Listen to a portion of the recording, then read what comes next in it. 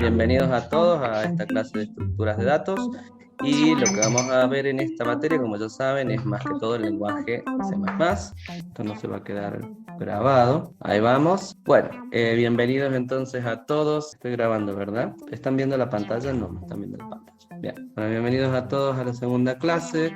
Vamos a continuar hoy con el tema de los compiladores e intérpretes, ¿sí? Que es donde habían quedado, y vamos a ver básicamente esta teoría que estamos viendo, está subida también en el aula, la tienen que abrir para ir siguiéndola, ¿sí? Vemos entonces que existían dos tipos de compiladores, ¿sí? O programas que lo que iban a hacer eran depurar el código que nosotros fuéramos haciendo, y estos compiladores se les llama a estos programas que van agarrando un programa fuente y lo van transcribiendo a un programa objeto. ¿Esto por qué? Porque los lenguajes de alto nivel son lenguajes que ustedes escriben como en lenguaje humano, ¿no es cierto? Como en el pseudocódigo, como en PCInt, que uno pone mientras, sí, si no. Acá también vamos a tener lo mismo, nada más que va a estar en inglés. O sea que vamos a tener un while, o vamos a tener un if, o vamos a tener cosas en inglés, ¿no es cierto? Pero siempre son palabras entendibles por el ser humano. El programa objeto está escrito en ensamblador o código de máquina, algo que entiende más la computadora.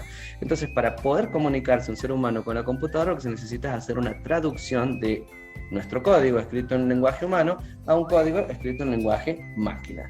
Como ustedes saben, una computadora procesa ceros y unos.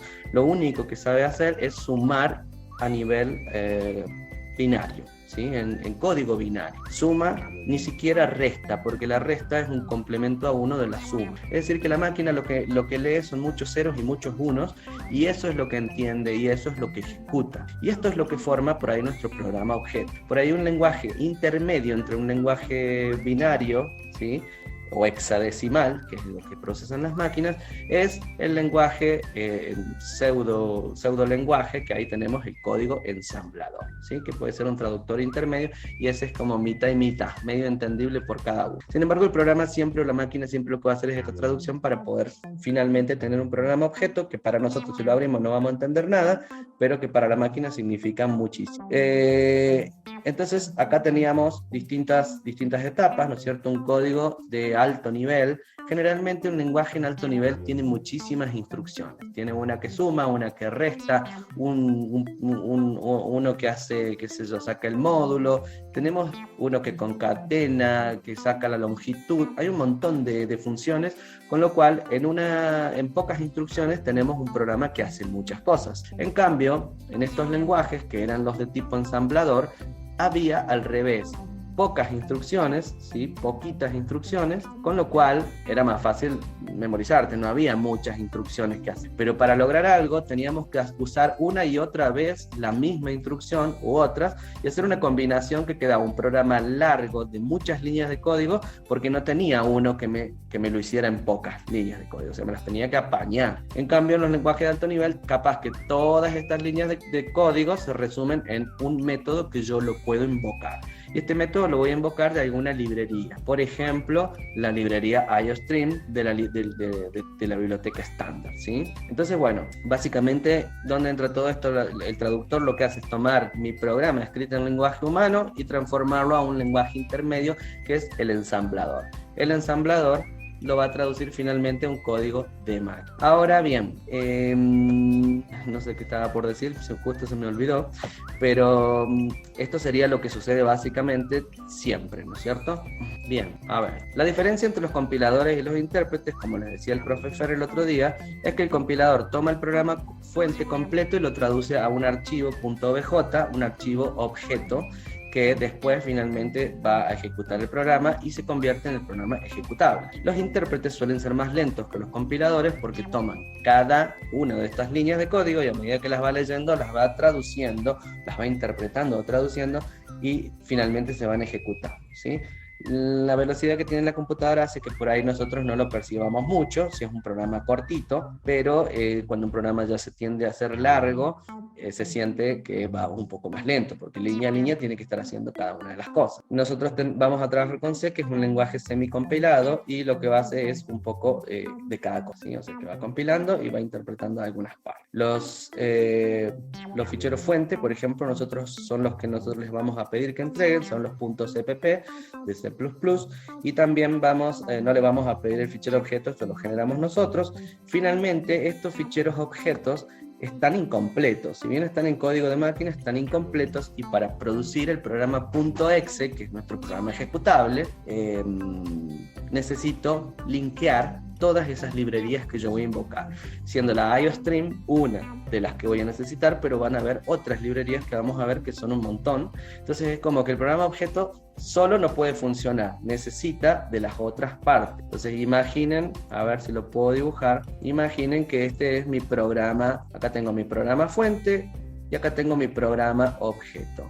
Y estas son las librerías que tienen un montón de funciones que yo necesito, ¿sí? Entonces, cuando yo compilo, se me genera un programa OBJ que va a ser igual, pero escrito en pseudocódigo, en lenguaje de máquina. Y este programa va a tener acá dentro un montón de llamadas o invocaciones, que son las primeras líneas de un programa en C, que me invocan a las librerías que va a usar el resto del programa. Entonces, este programa en sí mismo no funciona, a no ser que yo haga este montaje, este link hacia estas librerías. Las invoca, y todas estas librerías en conjunto, ¿sí?, me formarían mi programa final, que es el programa .exe, ¿sí? Acá diríamos, este es el exe, este es el CPP y este es el OBJ. ¿Se entiende? ¿Me explico de lo que estoy diciendo?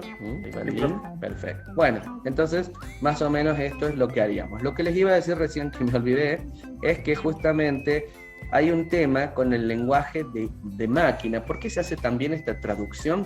Porque el lenguaje de bajo nivel depende del hardware, es decir, que depende de esta computadora y no de otra computadora. A ver, no todas las computadoras tienen las plaquetas hechas por el mismo fabricante, algunas serán de ASRock, otras serán de, qué sé yo, de Asus, por decir algo, ¿no es cierto? Algunas serán creadas por IBM, es como los controles remotos, todos hacen lo mismo, pero están hechos adentro con un distinto hardware, ¿sí? Sin embargo, si yo aprieto el botón encender o subir el volumen, todos hacen lo mismo, ¿no es cierto?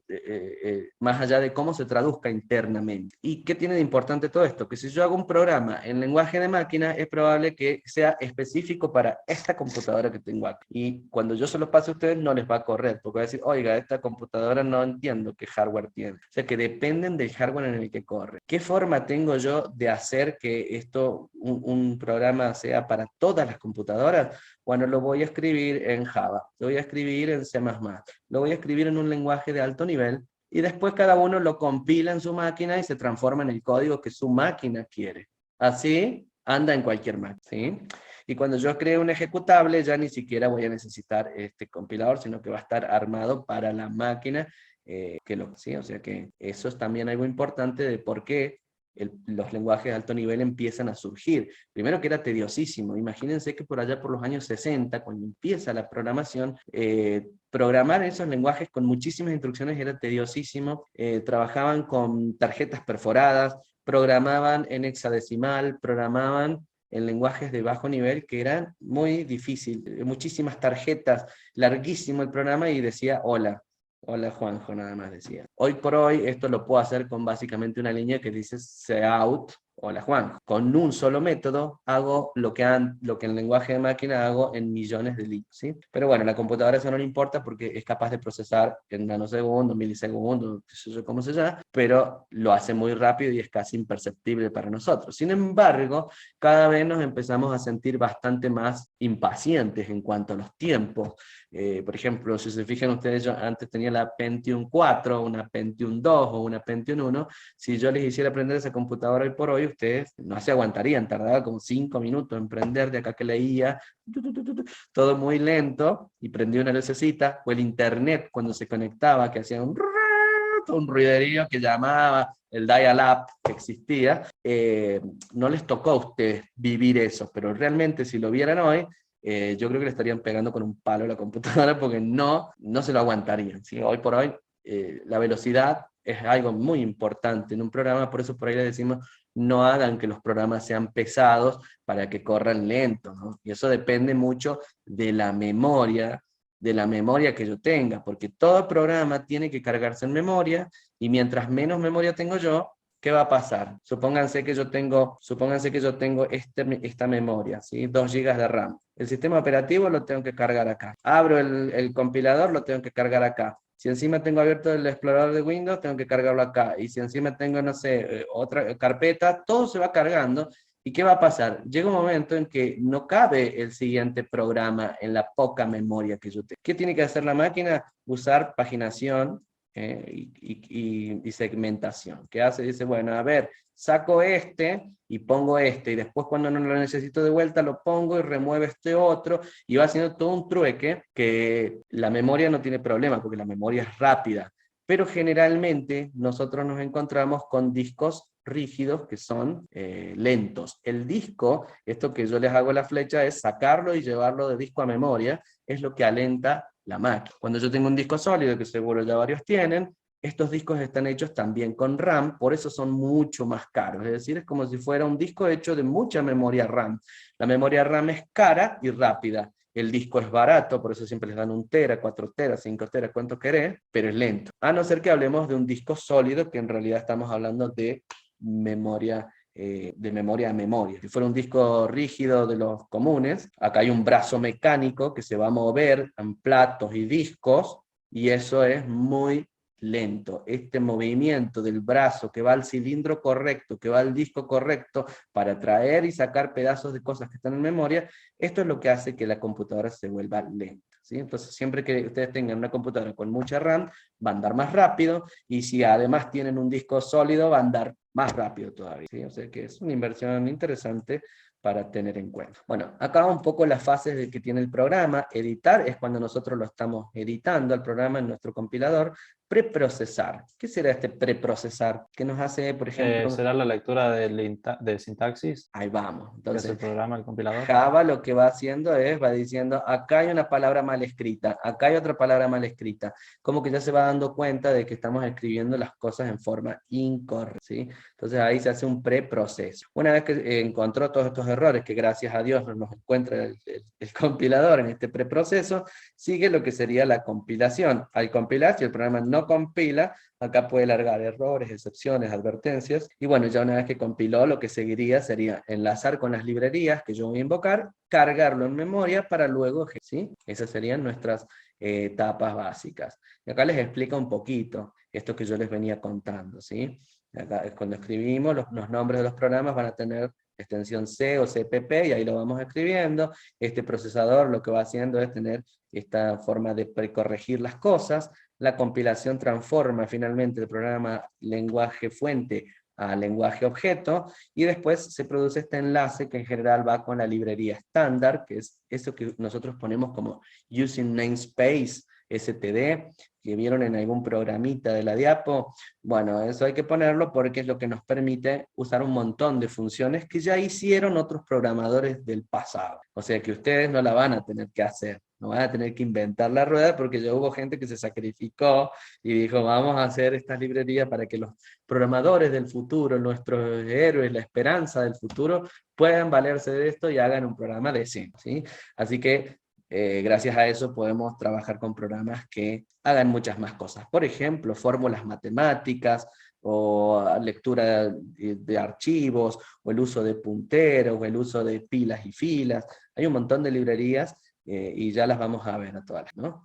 Pero una vez que las enlazamos, ya podemos producir realmente el programa .exe, nuestro ejecutable querido. Bendito lo que tuvieron antes de mí.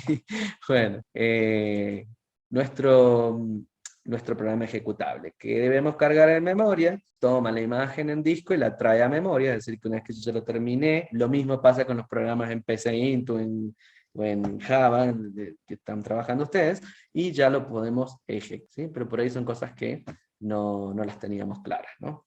Entonces, bueno, acá un poco lo que les contaba antes, los lenguajes de alto nivel tienen un amplio repertorio, esto que está poniendo acá, de instrucción. Esto quiere decir que yo voy a tener funciones para calcular el seno directamente, o sea, yo no tengo que hacer nada, pongo sin de tanto y me calcula el seno. Si no, yo tenía que hacer como las 1000 manganetas para que el programa haga. Yo les voy a dar algunos que les pida calcular cosas que las tengan que hacer a mano, a ver cómo les va. Por ejemplo, el producto. Ni siquiera el producto es una simulación a través de sumas sucesivas, o la resta, la división es la resta sucesiva de entre dos números. Entonces, todas estas cosas las podemos evitar con estas librerías que tienen un montón de cosas, ¿sí? Algunas que tienen que ver con el álgebra de Boole, otras que trabajan con cadenas, porque vamos a ver que acá las cadenas como que existen, no existen los strings, ¿sí? No existe el string, básicamente, sino que existe una cadena de caracteres, como un vector de caracteres. Ahora bien, alguien se hartó y dijo, yo quiero tener strings como en Java. Bueno, entonces lo que vamos a hacer es tener una librería string y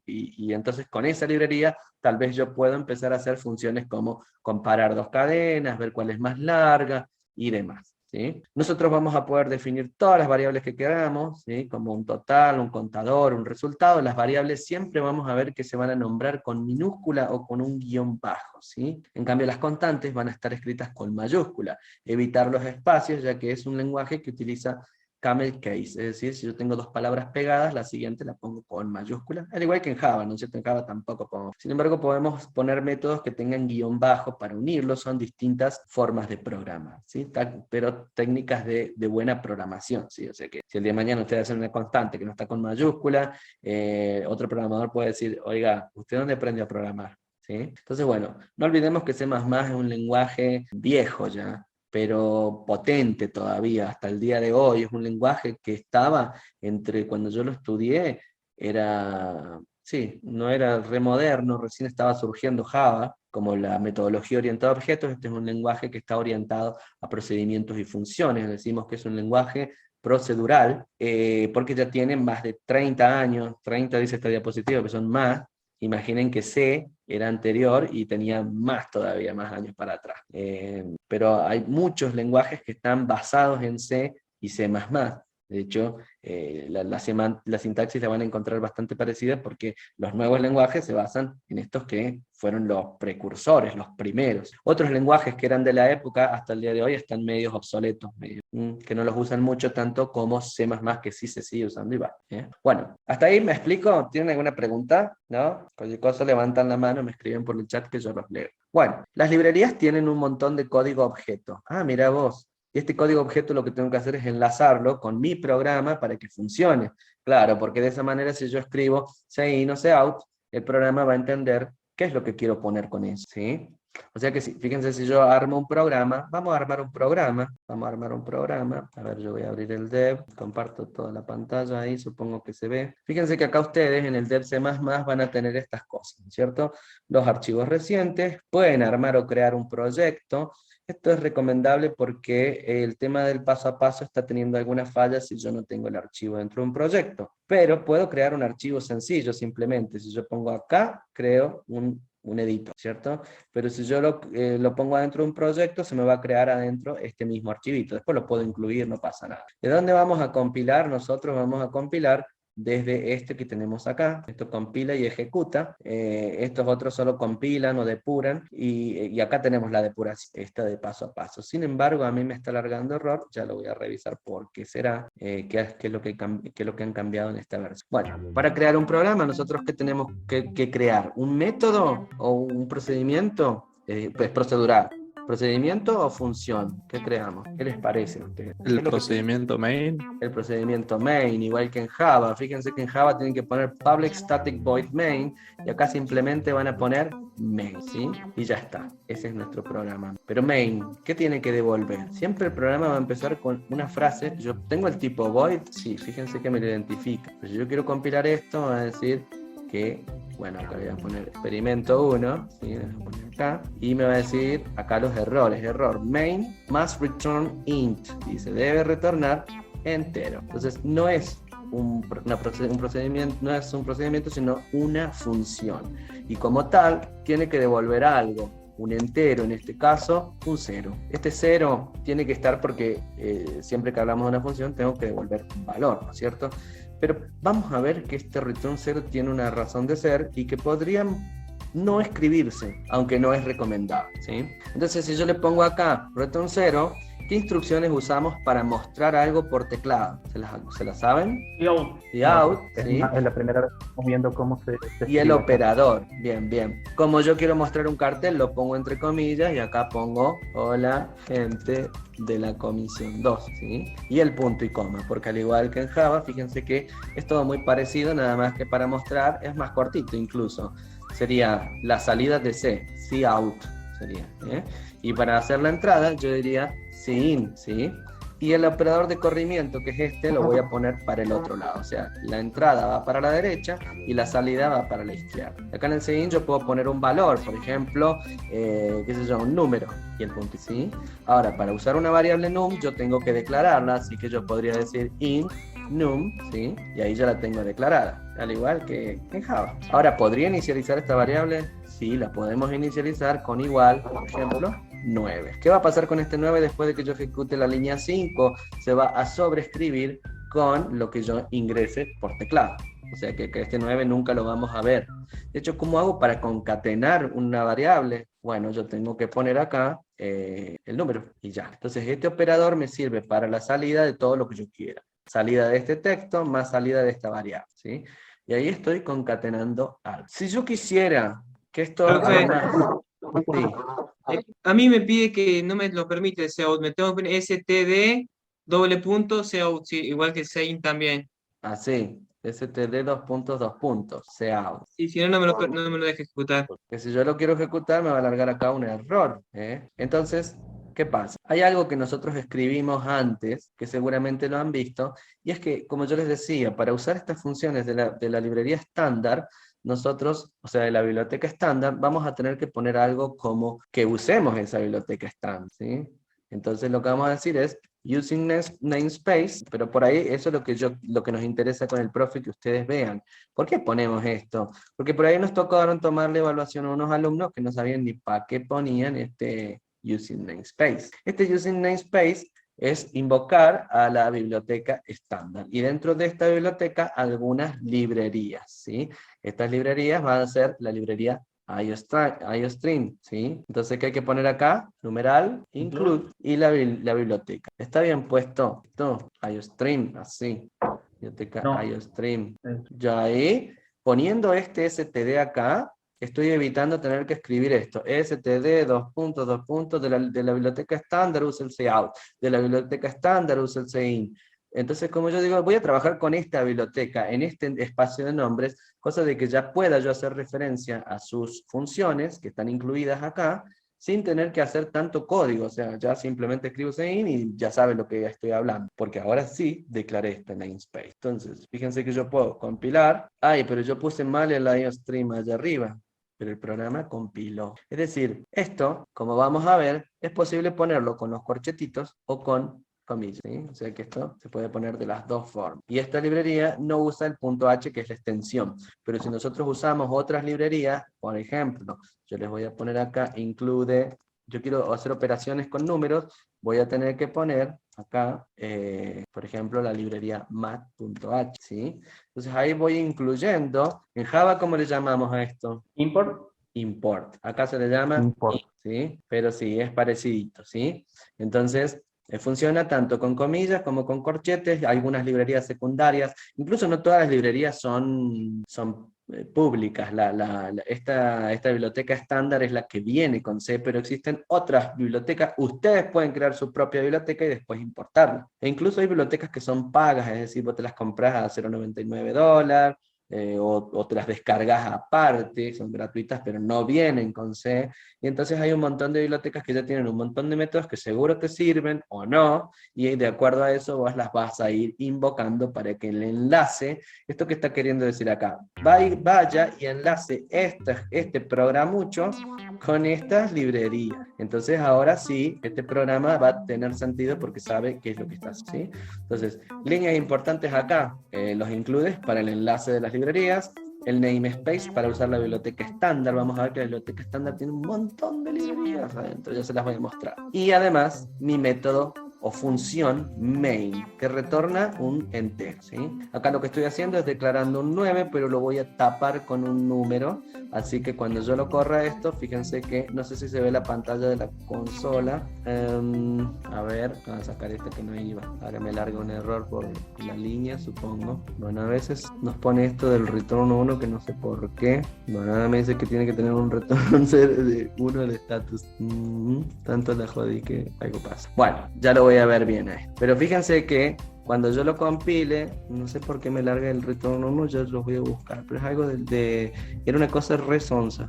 Bueno, y en base a esto yo puedo mostrar el programa por la línea. Hay que empezarlo de nuevo, porque por ahí no sé qué he cometido y de acá que no encuentre. ¿Qué más puedo agregar yo acá? Un endline. Eso que está ahí, lo que hace es bajarme de línea. Es decir, que yo muestro este cartel y paso a la siguiente línea en donde yo podría poner otro cout aparte. Es decir, yo podría mostrar esto sin cartel, sí, podría mostrar acá, por ejemplo, número 2 y no ponerle ningún cartel. Es posible usarlo nada más para mostrar la variable. En este caso yo tendría que tener acá, por ejemplo, número 2 igual a C9. Puedo declarar variables como num, num2 y a este le asigno el valor. Y bueno, y ahí nos quedaría nuestro programa. Pero importante, puntos a recordar. La inclusión de las librerías, el uso de la biblioteca, la función que devuelve un entero, el entero que tiene que devolver. Fíjense que acá me está marcando que retornó un 1 porque hubo un error en la salida. Siempre tiene que retornar un 0. Igual acá el código está bien, pero algo me está marcando con el retorno 1. Pero generalmente una función, cuando retorna un 0, es que está correcta, está completa. No le falta un define a la declaración de la variable. No, no hace falta. No le tiene que declarar que num es igual a 0 como... ¿no? No, ¿será porque le estoy inicializando algo acá? No. Viste que en Java es así, que si no le pones que num es igual a 0 es como que num2 no fue declarado. A ver ahí. No, fíjate que... capaz que, mirá, te digo lo que... Es raro el error, ¿no? Por ejemplo, voy a sacarle todo lo que hemos hecho. Muestro un cartel. Este sería un hola mundo normal. Y cuando lo quiero correr, sigue jodiendo. Debe ser porque, a ver, si yo lo copio y lo pego en un archivo nuevo, vi que le pasaba esto a uno de los chicos que estaba rindiendo. Y digo, ¿pero cómo? Si, Profe, ¿en el main no tiene que ir algunos argumentos dentro del in main? No, fíjate, ahí lo copié, lo pegué en otro archivito sin nombre y compila. Perfecto. Es como que, no sé por qué a veces larga ese error status 1. Lo voy a chequear y les voy a contar cómo es, por qué no están dando. Pero bueno, a ver, vamos a poner ahí este programa que era el que estaba completo en el de al lado, que sí me va a correr, y van a ver qué pasa. Se queda esperando que yo ingrese un número. Acá voy a ingresar, no son 56, y me dice, hola gente de la comisión 2, concatena con el 56 y me muestra la variable num2, porque acá num2 yo la inicialicé en 9. ¿Sí? ¿Están viendo la ventana de ejecución? ¿Pueden verla o yo estoy compartiendo? Sí, profe. Ah, perfecto. Bueno, así que fíjense que una cosa así de sencilla se puede hacer ya uno de los primeros programas, ¿sí? Ya muestra un cartel, me muestra un valor de una variable. Es más, podría yo hacer un cálculo acá y decir a num2 le sumo 3, o sea, 9 más 3, 2, y lo corremos. Entonces acá me tendría que mostrar, por ejemplo, yo ingreso a un 88 y ahí me va a mostrar 9 más 3, que es el 2, ¿sí? Entonces estoy poniendo una operación o una expresión dentro del cout, se puede hacer. Entonces de esta forma me evito el uso de una variable, porque si no, ¿qué tienden a hacer por ahí? Declarar una variable y decir a num2 le asigno num2 más 3 o num2 más 1, más num1. A ver, vamos a sumarle acá num1, ¿sí? Entonces voy a sumar, acá declaré la num1 y la num2, voy a sumar lo que ingrese por teclado más 9 y a todo este cálculo lo voy a guardar acá y encima le voy a sumar un 3 más al fondo. Vamos a ver. Vamos a ver, dijo un ciego. Corremos el programa y acá algo me marca, error, que no le cambié acá. ¿Ven? Es importante que ustedes vayan viendo también el tema de la lectura de errores. Nos dice generalmente línea 7, código 33. Entonces, línea 7, y si contamos 33 espacios, va a llegar hasta acá. Y me dice, oiga, esta variable num Yo le cambié el nombre, acá le cambié y puse num1, era ahora, antes se llamaba num. Entonces ya el entender el compilador es algo importante, más que entender la sintaxis. Yo acá ingreso un 34 y lo que tiene que hacer es sumar 34 más 9, que me va a dar 41, creo, más 3, 40 ¿qué? 42, no, 43. 43 tiene que dar. Y 3 más que le sumo me da 46. Ahí está, ¿ven? Entonces, bueno, para que vean más o menos que el programa es siempre lo mismo, ¿no es cierto? ¿Qué no puede faltarnos? Estas líneas de acá. IOStream es lo que me permite usar el CIN y el COUT. ¿Son las únicas que puedo usar? Pues no. Puedo usar otras que son muy conocidas, que son las que yo veía en la facultad, que eran scanf y printf. También tenemos gets y getf. Entonces hay como distintas formas de hacer lo mismo en un programa dentro de C++. Pero algunas librerías, al igual que en Java, ya dejaron de estar, ya son obsoletas. Entonces el mismo sistema te va a alargar un aviso, ¿sí? Que es esto que tenemos acá, que son los warnings, ¿sí? Los warnings o avisos también los vamos a tener en Java y generalmente se subrayan con amarillo porque son como avisos que le dice, oiga, esto no debería usarlo así, o ponga este otro método porque este ya está obsoleto. Son avisos, o sea que son errores leves que permiten la compilación y la ejecución perfecta del programa, pero no es la forma óptima que se usa en las últimas versiones. En cambio, los errores de sintaxis no van a dejar que el compilador escriba nada, que pueda tener éxito, digamos. Me va a largar ese error como me largó a mí. Error 1, algo pasa, ¿sí? Algo incompleto. Y vamos a ver, si me voy acá al aula, vamos a ver un poquito de qué viene este return 0, que yo se los puse acá, se los subí después. Esto que tenemos acá, ¿qué implica el uso del return 0, ¿sí? Acá yo se los pongo en un recuadrito. Preguntaban por ahí si era obligatorio o no poner el return 0. Porque si yo ahora voy a hacer la prueba y le voy a sacar el return 0, el programa compila igual. Y eso que debería devolver un entero. Entonces tiene como esas cosas raras.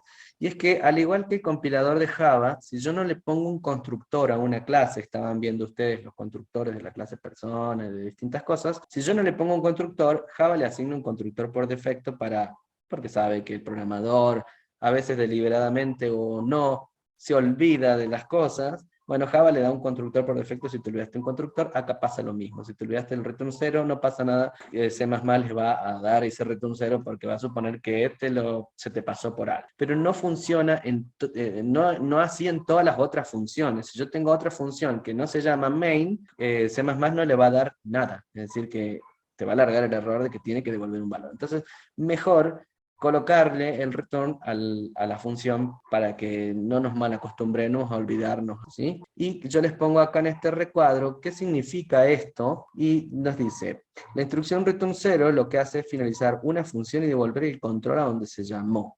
Es decir, que lo va a devolver al sistema operativo, es decir, termina el programa y me devuelve el control a el programa que lo llamó. Si estuviera en otra función, ese retornar termina la función y vuelve a la función que la llamó. Porque yo podría tener una función que llama otra función, que llama otra función, que llama otra. Es muy común que las funciones se llamen entre sí, y esto es conocido como modularidad o programación modular. De esta forma, funciones que son pequeñas son reutilizables, porque si yo tengo un código así, todo ese código es probable de que yo no lo pueda reutilizar en otro programa. Por ejemplo, si yo tengo un código que entre varias cosas suma dos números, igual no lo puedo usar porque hay muchas otras más cosas, así que no lo puedo reutilizar.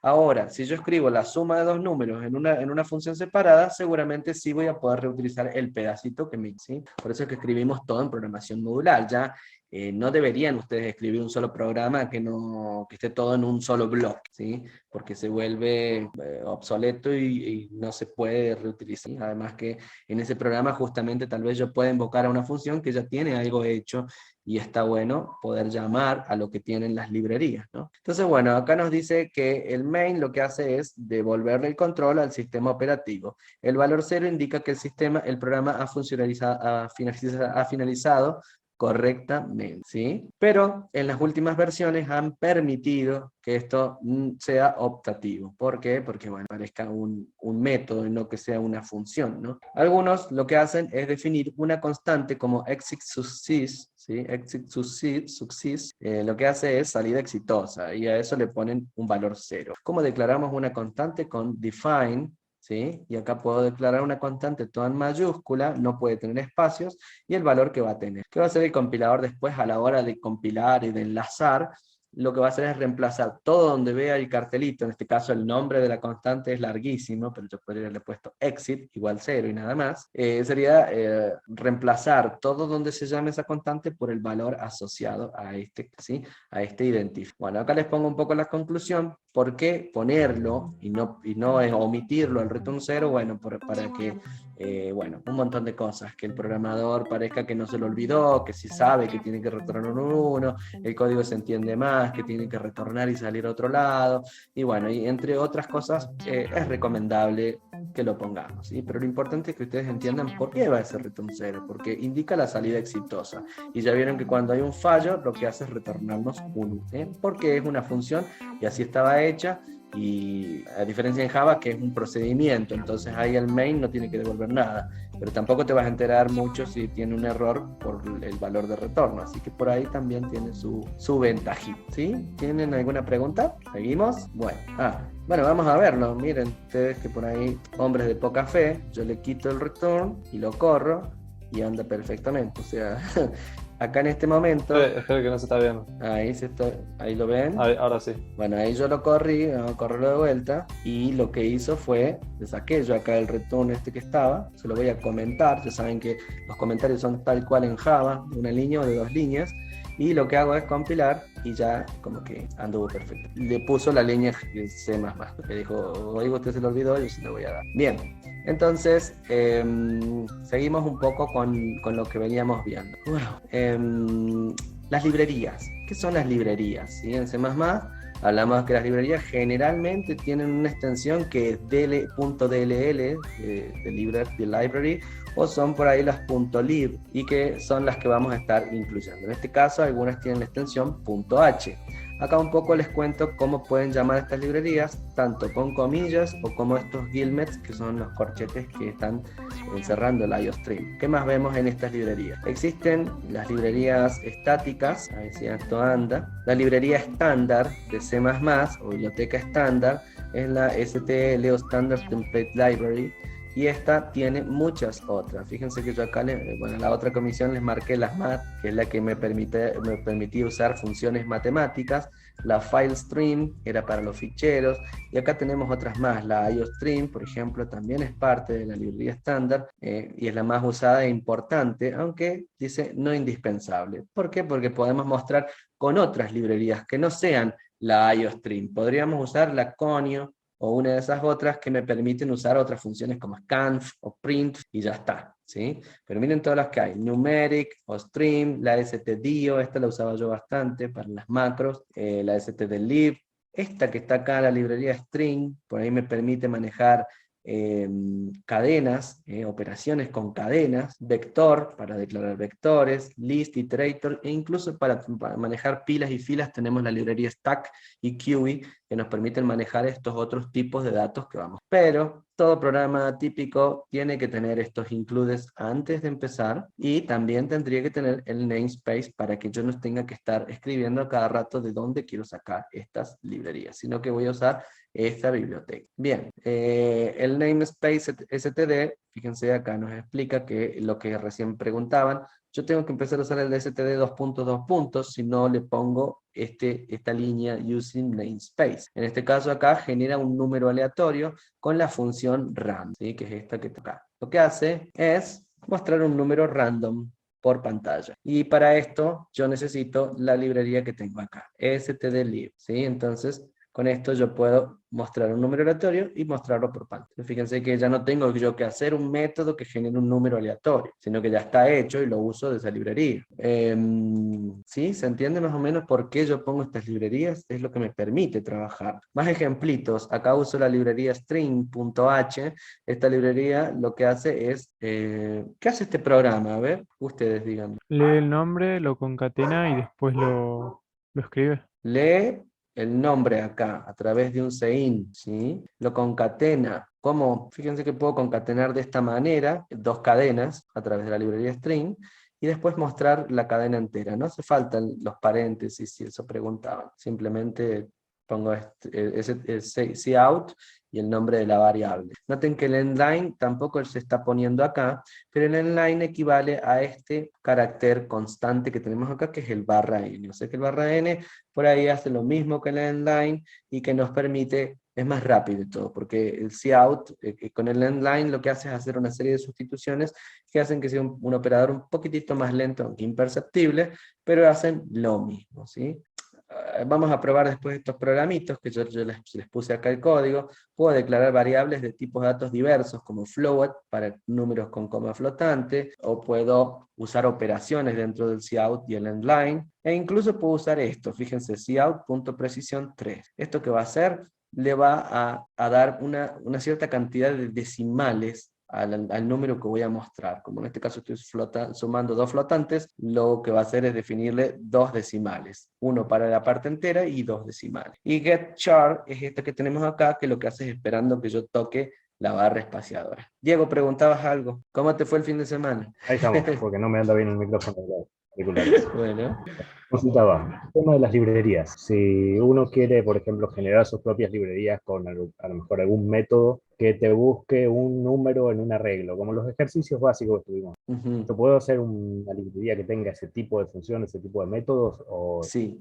es algo un poco más complejo? No, no es tan complejo. Se pueden hacer librerías que tengan algún método y después simplemente las vas a incluir y las vas a importar. Voy a ver si después podría ser, buena sugerencia, les voy a hacer, vamos a ver si podemos aplicarlo en algún TP. Estaría bueno. Estaría bueno para que vean que no es algo, digamos, que lo hace un hacker, ¿no? Programadores como ustedes han hecho estas librerías y han quedado, incluso los que forjaron el lenguaje, las fueron incluyendo para que sea más ameno el lenguaje, ¿no? Pero sí, se pueden armar y se pueden importar. Como te digo, no todas son gratuitas, ¿eh? Fíjense que acá nos dice, algunas, por ahí les he puesto, algunas son descargables, otras son descargables y de paga, así que puedo incluir la librería que a mí me sirve. Obviamente que vienen muy completas también las librerías, así que es raro cuando tengan que ustedes incluir un método, pero sí sería una buena práctica para que le incluya. Y si se explique ya vamos a ver cómo hacemos. Bueno, tenemos otros métodos como clearScreen, que también nos limpiaría la pantalla, o getChar,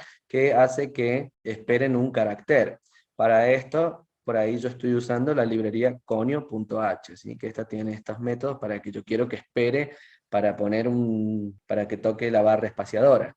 Sin embargo, hay otras librerías que son más efectivas, como la misma Sein ya nos permite hacer esto. Si yo pongo sein.get, se queda esperando un carácter, y entonces, hasta que no aprima un carácter, no sigue el programa. O si yo escribo system.close, clear screen, lo que va a hacer, con este clear screen adentro, es limpiar la pantalla. Entonces a veces yo quiero, cuando pongo ese menú de opciones, elija 1 o 4, uso un clear screen para que esto me quede limpio, ¿sí? ¿Qué más tenemos?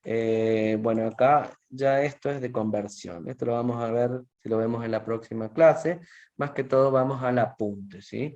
Vamos a ver que acá una variable se convierte a la otra. Esto ya lo vamos a ver. Tenemos char para una letra, int para enteros o float para flotantes, pero yo puedo sumar una letra con un número, y en este caso la letra se va a convertir al número por defecto, ¿sí? Son como casteos forzosos que ya después los vamos a interiorizar mejor en la próxima clase. Ahora vamos a continuar con esta teoría que veníamos viendo, que por acá, no, donde lo tenía se me salió. Es esta que estamos acá, conceptos básicos, ¿sí? Que después les aconsejo que se las vayan bajando.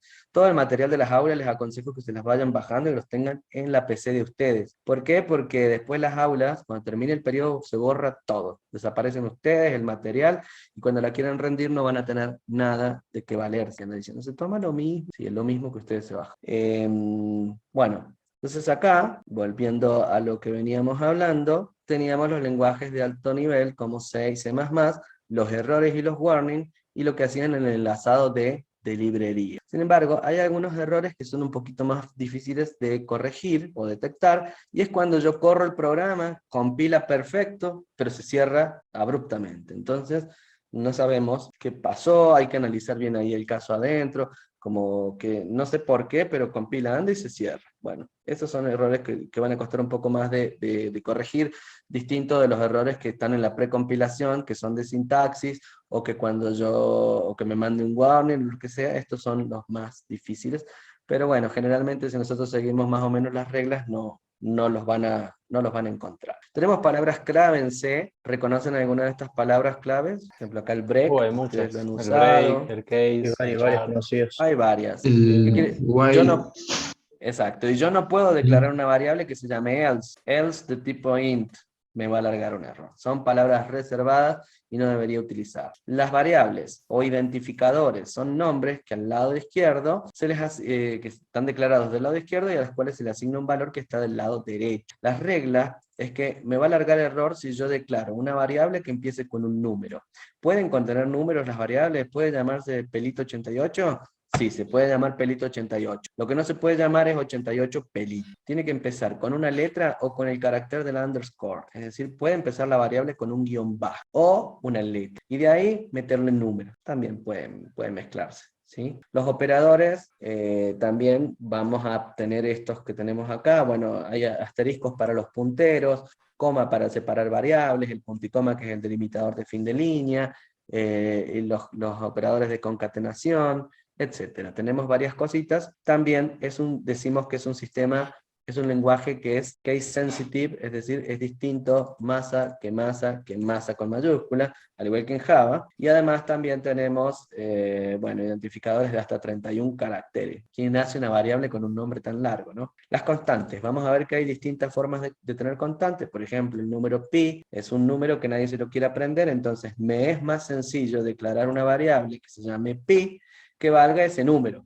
Entonces, ¿qué va a hacer el compilador? Reemplazar todo donde aparezca con ese número. Y ya, no lo tengo que andar escribiendo 20 veces, simplemente escribo pi. Ahora, para que una variable se vuelva constante, es decir, que no varíe, que ya deje de ser variable, le tengo que poner o anteponer el prefijo const. O las puedo definir globales con numeral define. Estas constantes van a ser constantes afuera del programa, ¿sí? Constantes numéricas. Por ejemplo, todo lo que esté adentro de, entre comillas o apóstrofes, hablamos de que son constantes carácter o literal.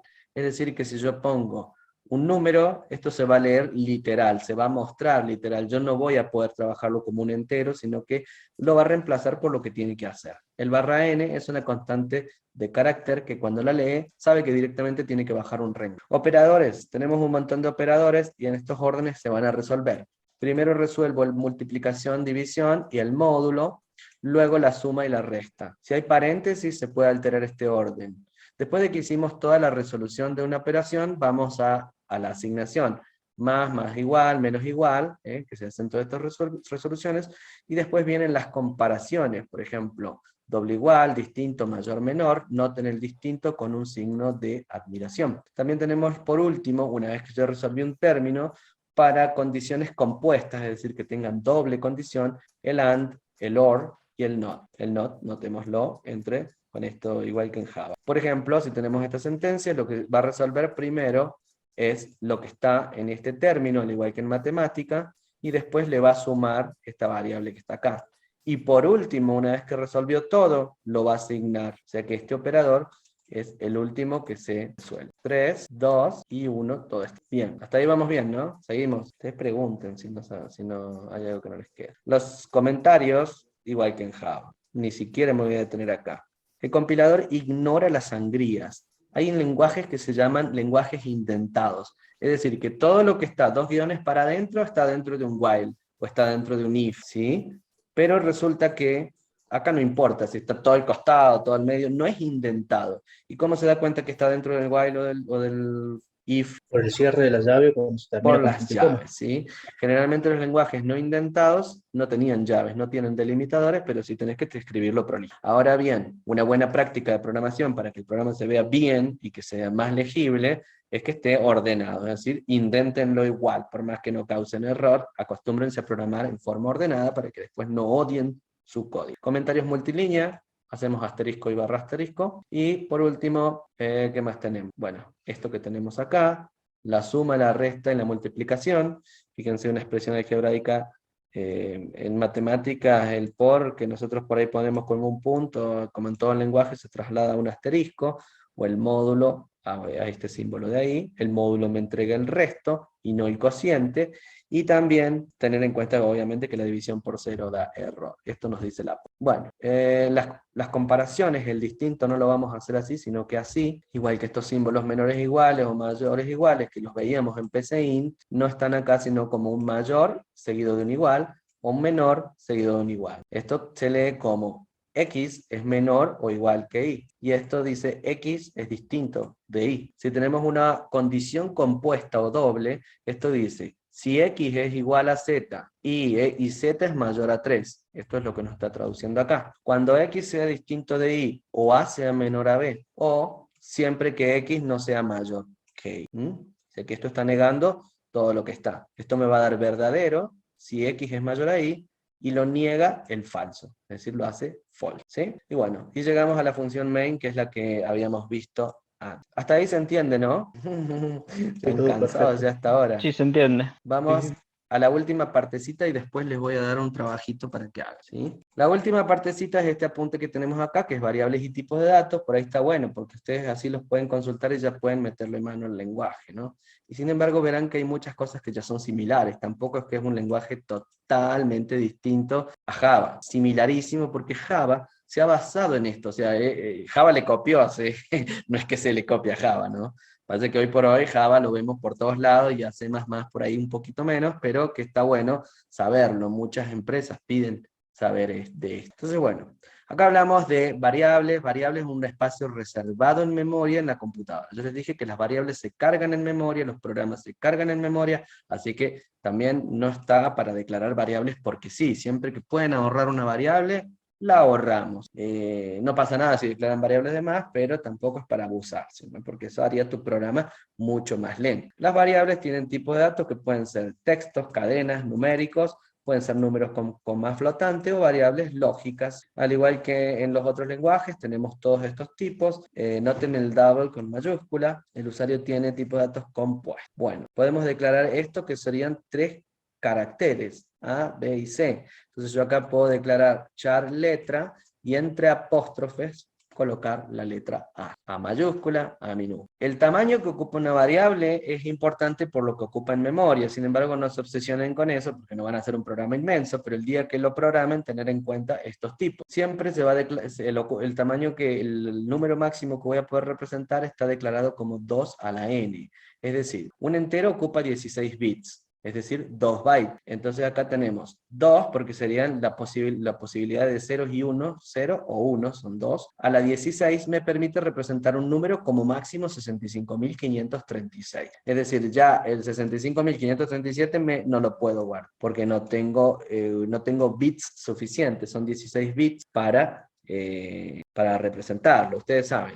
Un byte son, ¿cómo es la conversión? Son 8 bits. 8 bits. Y un kbyte. 1024 bytes. Y después tenemos megabyte, después tenemos gigabyte, terabyte y demás. Sí, Manuel, decime. ¿Puede ser que si una variable asignar un número más grande, no le implícitamente a long? No, te va a alargar tal vez un warning o un error, porque no lo he probado. Pero vamos a probarlo.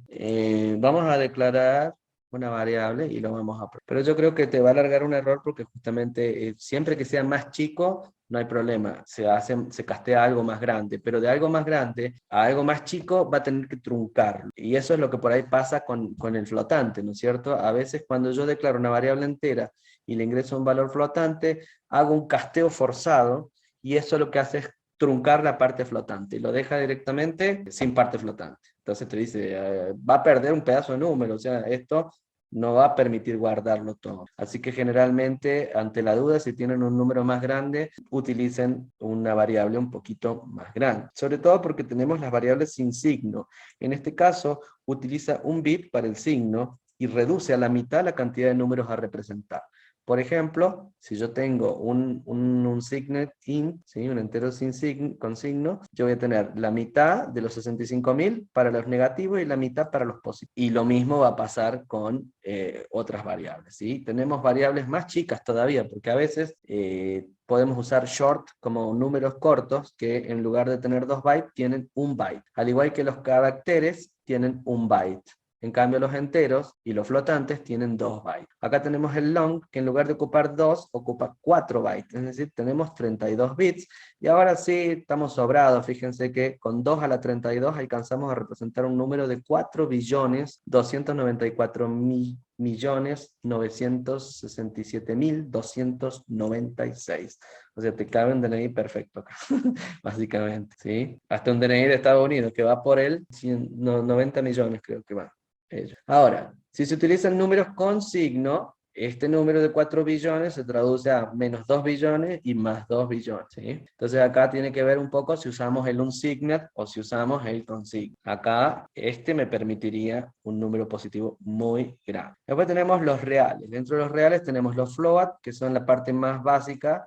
En Java, fíjense que estamos de doble, pero hay que ver también el tema del uso de la memoria. Obviamente que hoy por hoy las computadoras que tienen mucha memoria no van a verse afectadas con esto, ¿no? O menos afectadas. Pero, por ejemplo, para guardar una nota puedo decir float nota y guardar un número con coma flotante. E incluso, si yo tengo el número pi, podría ponerlo ya con un double, porque necesito un poco más de número. El tipo void es el tipo nada, ¿no es cierto? Es decir, que es un tipo que no devuelve nada. Por ejemplo, podríamos declarar de esta manera un procedimiento. Las variables boolean pueden guardar true o false. True corresponde a un 1 y false a un 0. Y después tenemos esto, un enum. Los enum nos permiten hacer enumeraciones. Por ejemplo, yo doy una lista de identificadores dentro de esta enumeración y valen un número, se reemplazan por un número. Por ejemplo, enum tipo horas. Tipo horas abro llave y guardo. 1, 2, 3, 4, 5, 6, 7, 9 hasta 24. 1 vale 1, 2 vale, ¿qué sigue? 2 vale 2, 3 vale 3, 4 vale 4, 13 vale 1 de vuelta. ¿Por qué? Porque le estoy inicializando. De hecho, si acá yo no le pusiera una, si yo dijera no le pongo nada, esto vale 0, porque todas las estructuras empiezan desde 0. Entonces, 1 valdría 0, 2 vale 1, 3 vale 2. Pero como le forceo un valor, después sigo enumerando lo que sigue, o sea, sigue el contador. Así, 24, ¿cuánto vale? 0. 2, vale 2. No, si 1 vale 1 y 13 vale 1, Vale. ¿cuánto vale 24? Vale 4. No. Vale ¿Quién dijo? 4. Vale 4. No, vale 12. ¿Por qué Esto 12? vale 1, 2, 3. Acuérdense que cuando yo reinicio acá, empieza desde 1 de vuelta. 1, 2, 3, 4, 5, hasta 24. Si yo no le hubiera cortado acá con modificarle el valor que tenía, es decir, 13 ya no vale 13, sino que lo sobrescribo con un 1, esto sí valdría 24, pero como lo vuelvo a inicializar en 1, los siguientes elementos van a valer de vuelta del 1 al 2, porque es lo máximo que llega a poner a continuación. ¿Se entiende esa parte? ¿Por qué se resetea? Así funcionan los enum. Están Sí, buenos, son ahora unas sí. variables también que yo las puedo declarar. Por ejemplo, podría declarar los meses del año y decir, ¿vieron que en el switch nosotros ponemos enero, febrero? Bueno, yo podría decir enero, febrero, marzo, abril, y a enero le doy 1. Entonces yo ya sé que el mes 1 es enero y el mes 12 es diciembre. ¿Ven? Por ejemplo, podemos valernos de eso, ¿sí? Muy bien.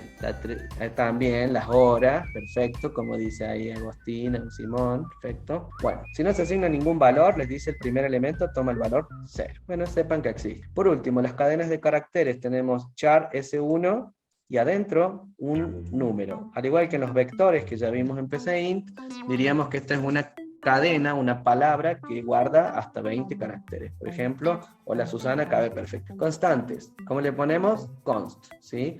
Estas son las literales, todo lo que está dentro de apóstrofes. Acá tenemos caracteres especiales. Esto larga una alerta por teclado. Esto es un /n, baja la línea. Tabulador. Esto es el backspace, esto es el retorno a carro, es decir, que vuelve el carro hasta el inicio, o sea que yo puedo decir barra N y barra R, lo que hace es bajar un renglón y volverlo a pegar el carretel al primer número, y esto es un saldo de página. También podemos decir que cualquier cadena se considera una constante porque no se va a modificar, o sea, yo no le voy a poder asignar un valor a esto, vale laboratorio 1 y vale laboratorio 1. Y para declarar una constante que no sean de estos tipos, tenemos acá las constantes siempre con mayúscula, no como acá. Podemos decir const int igual a 10, ¿sí? Anteponemos el valor, la palabra const. En este caso, este es un arreglo constante de 4 enteros, no lo puedo modificar. Cualquier intento de modificar este arreglo o sus posiciones va a alargar un error en el compilador. Operadores de igualdad, acá estamos asignando y no comparando, el doble igual es para comparar. Operadores de asignación, dice, siempre que el operador asigna está representando una sustitución dentro de la ecuación. Y después tenemos los contadores. Acá hay algo interesante. Chequen esto. Yo tengo una variable i igual a 2 y j igual a 2, ¿sí? Y después yo digo m y n. A m le copio el valor de i más y a n le copio el valor de más j. Noten que después de esta sentencia m queda en 2 y i queda en 3. Porque cuando el más se encuentra después del valor de la variable, lo que va a hacer es asignar y después incrementar. En cambio acá, lo que va a hacer es incrementar y después asignar. Es decir, que si yo quiero hacer lo mismo que hago, por ejemplo, en Java, tengo que decir más j y no j más, ¿sí? Lo veamos, dirían los cordobeses. ¿Se entendió hasta ahí? Ya están cansados, ¿no? ¿Quieren que los mande a trabajar mejor? Bueno, muy bien. Veamos algunos programas. Estoy terminando de aprender recién estoy terminando de aprender cómo se escribe en Java y ahora como que me están... Bienvenido al mundo de la locura, al multiverso. Estás en el multiverso. No, pero vamos que se puede. Sí, es la primera sensación. Ahora ya les voy a dar para que hagan algunas cositas. Primero les voy a mostrar, vamos a algún ejemplito. A ver, acá les abro estos, y entre esos estamos probando eso que les puse ahí. Bueno, más o menos ahí. Creo que este puede ser también. Se ve el compilador acá. Notemos esto. Si lo están viendo, si no lo están viendo, Todavía no carga la pantalla. Está cargando. No carga nada. Qué lento que se pone a veces, ¿no? Ahora sí. Bueno, Ahí está. chequen esto. Declaro una variable float, le pongo 121.3 y lo divido sobre 3, ¿sí? ¿Esto que me va a quedar? ¿Cuánto vale x? 40.3, ¿verdad? 40,3. Exacto, porque es un flotante, así que vale 40,3. Pero después yo puedo, al mostrarlo, usar setPrecision 3 y decir que esto me va a quedar 43 o qué, o 40,33 capicúa. Miren, les voy a correr el programa. 121 debería de quedar directamente. Esperen que tengo que compartir toda la pantalla. Cuando yo corro este programa, fíjense que me queda 40,3. ¿Por qué? Esto debería ser 40,33333333. Miren, a ver, voy a hacer yo la división. Porque guarda hasta 4 dígitos el float, ¿no? No. Tiene que ver con la precisión, ¿sí? Pues si yo divido 121 divido 3, me queda como capicúa el número, ¿no? No capicúa, pero queda así como... Tiene un nombre, ¿cómo se llama? Imaginario. Infinito. Infinito. Periódico. Queda periódico. Periódico. Pero entonces yo quiero que 40,3 redondee, le pongo un precisión 3 y chao. Queda hasta ahí, ¿eh? Lo que va a hacer es redondear. Si acá fuera 43.9, me va a decir 40.4, ¿eh? Entonces acá muestra, esto es lo que está mostrando, 40.3, después acá pongo un cartelito, el mismo número, pero ahora con precisión 2, me corta ya este punto 3 y lo pierde la parte directamente, y después puedo declarar otro flotante con muchos dígitos y le digo precisión 6 y vienen hasta donde me está mostrando 2 para la parte entera y 4 porque hasta llegar los 6 de la parte. O sea que precisión lo que hace es truncarme un número y está bastante bueno. Puedo usar setPrecision en una variable, acá como estoy poniendo setPrecision entre paréntesis 3, anótense esto porque se lo voy a pedir ahora. Y la variable, captura de pantalla, o puedo yo directamente decir cout.precisión y la precisión, son dos formas posibles de hacerlo, ¿sí? En cualquier cosa si se la olvidan enseguida les... Noten esto es un casteo forzado. Esto dice k vale 1.7, pero le digo quiero que k sea entero, entonces este valor le trunca la parte con coma y queda nada más que la parte entera, de forma que cuando lo imprimo me muestra un 1 nada más, o sea no me muestra el 7, pierde el punto 7, ¿sí? Estos casteos forzados Se llaman así porque estoy obligando a perder un pedazo de número, ¿sí? Después, ¿qué más tenemos? A ver, las cadenas. Puedo declarar 2 cadenas, ¿sí? Y decir a pi 3, 14, 16. Esto puede ser un puntero. Noten, ya después vamos a ver lo que son los punteros. Pero puedo declarar acá una constante con const float y el número pi. Y después imprimirlo. ¿Qué más tenemos? Acá tenemos un 5. Si yo tengo un if, por ejemplo, si yo ingreso un dato y ese dato que yo leo, acá digo ingreso un número y acá digo ingrese dato. Datos igual a 5, me muestra un cartel. Si no, me muestra otro cartel. Ya vamos a ver en la próxima clase más de las estructuras selectivas o iterativas. Y acá puedo hacer esto que veníamos haciendo, poner una expresión, modificarlo. Puedo hacer esto de las notas, por ejemplo, eso que les pedían por ahí en PCInt, calcular un promedio diciendo que el 30% es la parte práctica con el por igual, y el 60% la parte teórica, y el otro 10% la parte oral, ¿sí? Y después simplemente tengo el 100% de la nota, ¿sí? ¿Se animan a hacer un ejercicio entonces? ¿O quieren ya que lo dejemos para la próxima? Sí, lo dejamos para la próxima, porque los veo cansados. La próxima clase que tengamos, les voy a pedir, ya pueden ir practicando. Si quieren, yo se los voy a dar. Vamos a hacer lo siguiente, yo se los doy y ustedes lo hacen y me lo envían por el grupo, ¿sí? Yo les voy a explicar de qué se trata. Son ejercicios ¿Por dónde se lo enviamos, sencillos. profe? ¿Cómo? Vamos a ver, en una de esas lo hacemos la próxima clase, ¿sí? Pero yo les doy un ejercicio tipo el práctico, ya pueden ir empezando a hacer el práctico, así que para la próxima esto lo van a poder hacer fácilmente. Los iba a dividir en 4 equipos, no nos ha dado el tiempo, pero nada, calcular esto, ¿no es cierto? El volumen y el radio y el perímetro de un cilindro, o una cantidad de kilobytes. ¿Se animan a hacerlo? Y en 10 minutos me lo muestran.